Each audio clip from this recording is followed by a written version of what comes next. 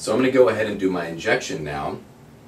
So I'm going to start, I usually start in the glabellar region for most of my injections. So in this area, again, I'm going to be targeting the procerus muscle, and I'm going to be targeting the corrugator muscles as well. Okay. So go ahead and just place that first. Place the cold pack right between your eyes. There we go. Okay, great. Okay, frown for me. Okay, good. I like patients to do that so I can really target that area, which is really nice. Okay, frown again. Good. All right, that's good. And this way I can do. Kind of inject a little bit up. There we go. Following the corrugator there as well. It's very nice. Okay, good. Good.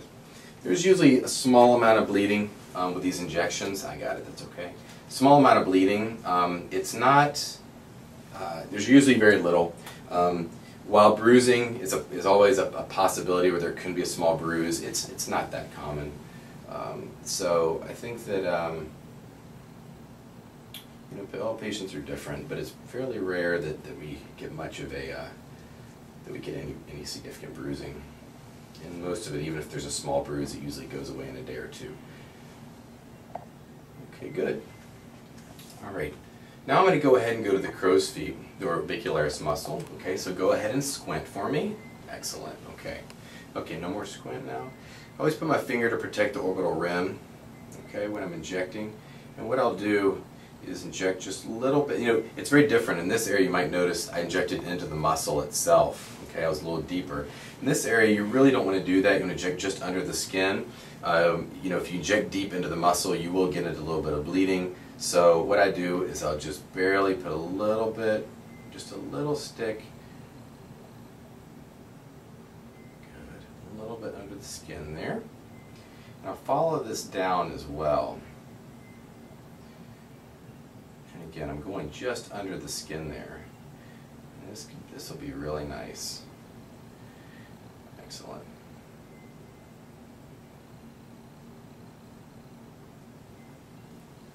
Good. Okay, and then I'm going to do one more injection into this area here. And this one I tend to, again, I look for the vessels and I sort of will go just under that skin there. Beautiful. Okay, good. Now in some patients I'll even go down to the lower eyelid a little bit and I can relax that. In this patient, I don't think that's really going to be something I'm going to be doing. Okay. All right. So now I'm going to come around and do the other side. Again, same thing into the orbicularis, just underneath the skin here.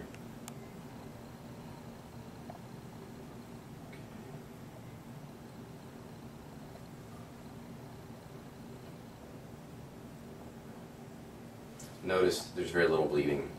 I'm in a good plane just underneath the skin here. And as a result, there really should be almost no bleeding and no bruising in this case either. The only drawback to the insulin syringes at all is that I've got to use more syringes, and so I've got to keep sort of changing out the syringes, but that's not a problem for the patient. It's just an inconvenience on my part, but I think it's worth it. Good. Okay. Again, you see there's a lot of vessels, but I stayed away from it because it was just underneath the skin. I think that's a good thing. Okay, while I'm over here, I'm going to go ahead and do the little brow lift again. You want to go just underneath the brow, okay? Not inside the rim and not on the brow, just below it, okay? So I'll kind of stretch out a little bit and I'll put it in a couple different areas. The tail, I'll put a couple of units, okay? I would say of all the areas,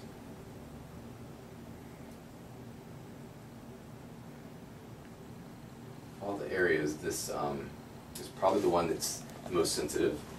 Go ahead and ice that other right side while you're at it.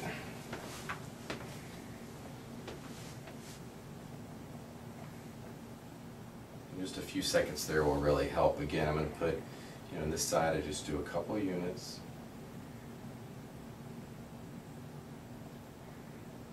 A little bit on the side, but not much. You really don't need to put much. Not much at all. Okay? Good. Okay. The last thing I'll do will be the forehead. Okay, so for the forehead, raise your eyebrows for me. I like to study the areas.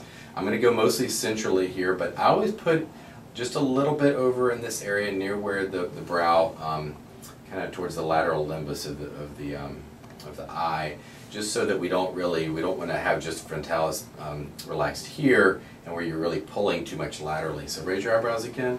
So really in the middle, you're really going to benefit from some here. Go ahead and put some cold on your forehead.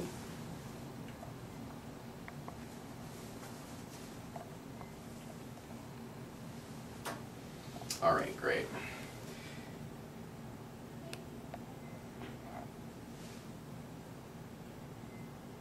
Good. Okay.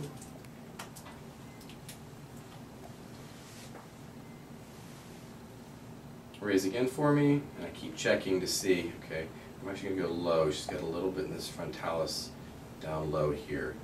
Okay, I'm going to go high. I sort of like to go just a little bit all over the forehead, small dosing around. And again, I'm going to put a little bit over here just so we don't get any unopposed frontalis movement. Good. Okay. Let me do a little bit over here. Okay. Raise your eyebrows one more time for me. Okay, good. Let's see one more area here. So she should have a really nice treatment there of the forehead. And what I'll do, again, she had almost no bleeding. What I'll do is kind of press down. You may notice, you can see the bumps from the injections. Okay, you might see a little red mark or two. We'll be able to get those off of where she goes. Okay, a little red mark over here. But in general, you can see there's just little bumps. Those should go down by the time she leaves here.